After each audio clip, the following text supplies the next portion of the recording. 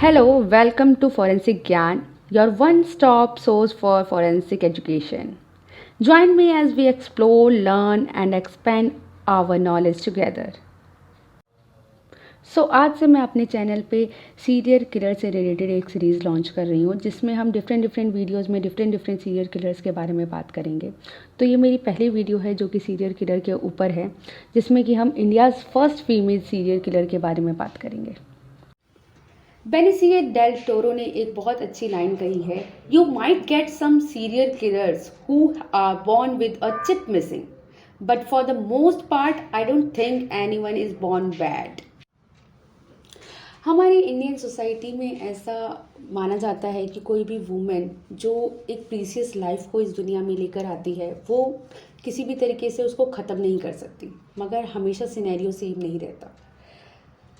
हमारी Indian society जो कि पैट्रियार्कल सोसाइटीज़ है उसमें लोग अक्सर बिलीव करते हैं एक मैन है जो कि क्वालिटीज़ होल्ड करता है या उसमें स्ट्रेंथ होती है या कंट्रोल करने की पावर होती है या फोर्सफुली वो कोई भी चीज़ करवा सकता है, लेकिन एक वुमेन जो है वो कोई भी एक हीनियस क्राइम परफॉर्म नहीं कर सकती, क्योंकि वुमेन को हमेशा काइंड समझा गया है, दयालु समझा गया है। इसीलिए कोई भी ये चीज़ इमेजिन नहीं कर पाता कि एक वुमेन जो है वो कोई क्राइम कमिट कर रही है। मगर जैसे जैसे टाइम बदल रहा है उस दौरान बहुत सारी वुमेन जो है क्राइम के अंदर आ गई है, जिसने बहुत सारे क्रिमिनल ऑफेंसेस किए हुए हैं। जब भी हम ऐसी कोई न्यूज़ सुनते हैं कि किसी वुमेन ने कोई क्राइम कमिट किया है तो sometimes it hard to believe कि क्या कोई किसी की माँ, बहन या सिस्टर कोई ऐसा काम कर सकती है जो मतलब बहुत दर्दनाक काम हो। लेकिन ये हमेशा जेंडर बेस्ड नहीं होता, जेंडर इसमें कोई भी एक मेजर रोल प्ले नहीं करता। क्रिमिनल होता है, वो किसी भी जेंडर से आइडेंटिफाई नहीं किया जा सकता। तो आज हम ऐसे ही बात करेंगे इंडिया की पहली फीमेल सीरियल किलर के बारे में, जिनको सब साइनाइड मलिका के नाम से जानते हैं, जिनका रियल नेम है कैंपा माँ, जो कि कर्नाटका के कगालीपुरा में पैदा हुई 1970s में। उनकी शादी एक टेलर से हुई, उनके साथ उनके 3 बच्चे भी हुए, मगर बाद में उनके पति ने उन्हें छोड़ दिया क्योंकि एक चीट फंड के बिजनेस में उन्हें बहुत ज़्यादा लॉस हो गया था। उस दौरान उन्होंने बाद में छोटे मोटे काम करना स्टार्ट किया, लाइक डोमेस्टिक हेल्पर, और समटाइम्स वो गोल्ड स्मिथ को असिस्ट भी करती थी। और फिर ऐसे ही करते करते उन्होंने बाद में छोटे मोटे पेटी क्राइम्स कमिट करना चालू कर दिया, like stealing something at work place and all. कुछ ही टाइम बाद कैंपा माँ ने बहुत हीनियस क्राइम कमिट करना चालू कर दिया। वो अपना टारगेट हमेशा ऐसे चूज़ करती थी कि वो एक टेंपल को विज़िट करती थी, वहाँ देखती थी कि कितने तरीके की वुमेन्स वहाँ पे रेगुलर बेसिस पे आ रही हैं और कौन टेंपल को रेगुलरली विज़िट कर रही है। फिर वो अपना टारगेट सिलेक्ट करने के बाद उनके पास जाती थी, उनका ट्रस्ट जीतती थी, उनसे बातचीत करती थी और उनकी प्रॉब्लम के बारे में जानने का पता करती थी। जैसे ही उन्हें एक बार उसकी प्रॉब्लम के बारे में पता चल जाता था, फिर वो अपने आप को ऐसे पोर्ट्रेट करती थी कि वो एक पुजारिन है और वो एक पंडित टाइप है जो कि बहुत सारे ऐसे रिचुअल्स जानती है या पूजा ऐसा जानती है जिसको कराने के बाद उनकी जो भी प्रॉब्लम्स होगी वो हमेशा के लिए दूर हो जाएंगी। जब विक्टिम उनके ट्रस्ट में आ जाता था तो वो उनको कहती थी कि हमें एक पूजा करवानी होगी जिसमें कि आप अपने बेस्ट क्लॉथ्स पहन के आना और जितने भी आपके पास ज्वेलरीज है वो सारी आप पहन कर आना। जब विक्टिम उनके पास सारी ज्वेलरीज एंड अपने बेस्ट क्लॉथ्स में आते थे तो वो एक रिचुअल परफॉर्म करती थी उनके सामने और उनकी आइज़ क्लोज करवाती थी और उनको फोर्सफुली एक पानी पीने के लिए देती थी जिसमें साइनाइड मिक्स होता था और फूड खाने को देती थी जिसमें साइनाइड होता था। तो वो उनको ये कह के वो साइनाइड मिक्स्ड वाटर पिलाती थी या खाना खिलाती थी, ये कह के कि ये भी एक रिचुअल का पार्ट है जिसे हमें फॉलो करना है। जैसे ही विक्टिम उस फूड को खा लेता था और पानी को पी लेता था, उनकी डेथ हो जाती थी और फिर वो उनके सारी ज्वेलरीज वगैरह लेती थी। तो साइनाइड मलिका जो थी, इनको साइनाइड के बारे में इनके अपने वर्क प्लेस से पता लगा, जो कि ज्वेलरी शॉप पे काम करती थी। तो साइनाइड वहाँ पे यूज़ होता था ज्वेलरी क्लीनिंग के लिए, तो वहाँ से वो साइनाइड लेकर आती थी और उन्होंने साइनाइड से मारने का जो काम है, साइनाइड से कैसे इंसान को मारा जा सकता है, वो उन्होंने एक मूवी को देख के सीखा था।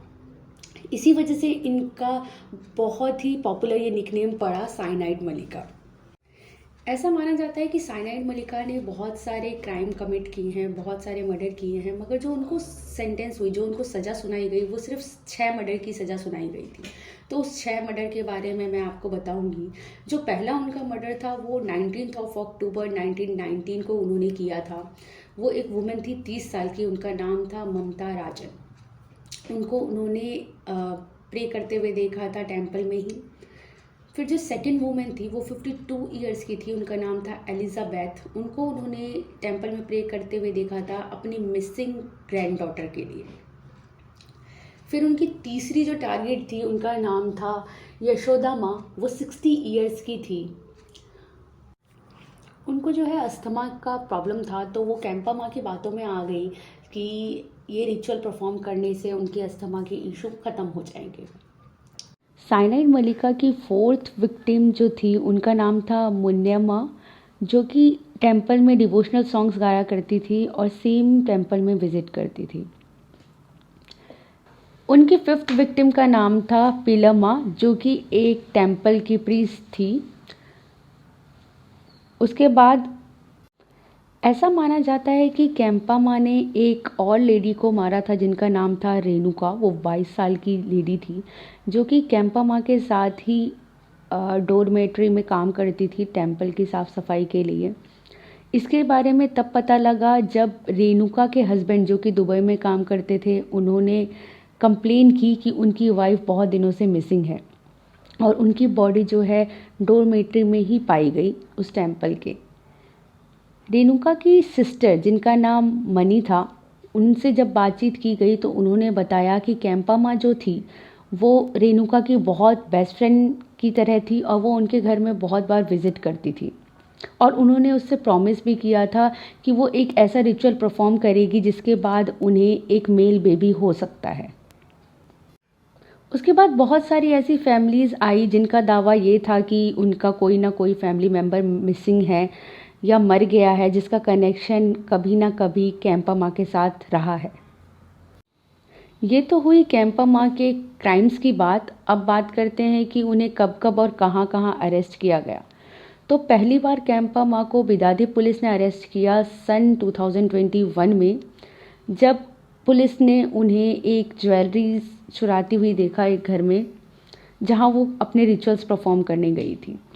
लेकिन 6 मंथ के बाद वो सज़ा काट के जेल से बाहर आ गई। सेकेंड टाइम उन्हें 31 दिसंबर 2008 में बस स्टैंड में देखा गया। वो चोरी की हुई ज्वेलरीज को बेच रही थी उस समय। फिर से पुलिस ने उन्हें अरेस्ट किया और जब उनसे बातचीत की गई तो उन्होंने अपनी गलती स्वीकार कर ली। मगर ये एंड नहीं था। कैंपा माँ उसके बाद भी बहुत सारे क्राइम करती रही और उनको दोबारा अरेस्ट किया गया 2010 में और उन्हें सज़ा सुनाई गई डेथ सेंटेंस की 2012 में मुन्यम्मा एंड नेगेवेनी के मर्डर के रिगार्डिंग। बट उनकी जो पनिशमेंट थी वो डेथ पेनल्टी नहीं हुई नेगेवेनी के डेथ के लिए, बिकॉज़ उन्होंने बहुत सारे एविडेंसेस नहीं छोड़े थे। जो एविडेंसेस थे वो ओनली सर्कमस्टांशियल एविडेंसेस थे जिसके बेसिस पे उन्हें डेथ पेनल्टी नहीं दे सकते थे। मगर कैंपा माँ को डेथ पेनल्टी मिली और वो पहली वुमेन थी जिन्हें कर्नाटका में डेथ पेनल्टी मिली थी। साइनाइड मलिका आज भी लोगों के लिए मिस्ट्री है, क्योंकि बहुत से लोग आज भी नहीं जान पाए हैं कि उन्होंने इतने क्राइम्स किए क्यों। क्या उनके साथ ऐसा कुछ घटा था जिसकी वजह से वो क्राइम के अंदर आई, या उनको ऐसा कुछ करना पड़ा, या बहुत सारे ऐसे हिडन क्वेश्चंस हैं जिनके आंसर्स आज तक किसी के पास नहीं हैं। बहुत लोग ये भी मानते हैं कि उन्हें बस एक फाइनेंशियल मोटिव था जिसकी वजह से उन्होंने ये काम किया। बहुत लोग ऐसा भी सोचते हैं कि पैसों की कमी की वजह से या एक लालच की वजह से उन्होंने ये क्राइम कमिट्स किए। मेरे हिसाब से इस केस में जब साइनाइड मलिका ने पहला क्राइम कमिट किया और वो अपने क्राइम में सक्सेसफुल रही और पकड़ी नहीं गई, तो उन्हें लालच आ गया ये लग के कि हाँ, मैं ऐसा काम आगे भी कर सकती हूँ और मैं ऐसे भी चीज़ें आगे बढ़ा सकती हूँ, इसमें कोई गलती नहीं है।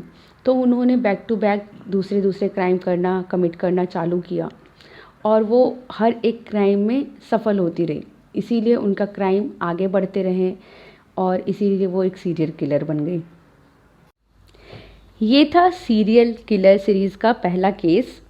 ऐसे और केसेस सुनने के लिए हमारे साथ जुड़े रहें, लाइक करें, शेयर करें, सब्सक्राइब करें।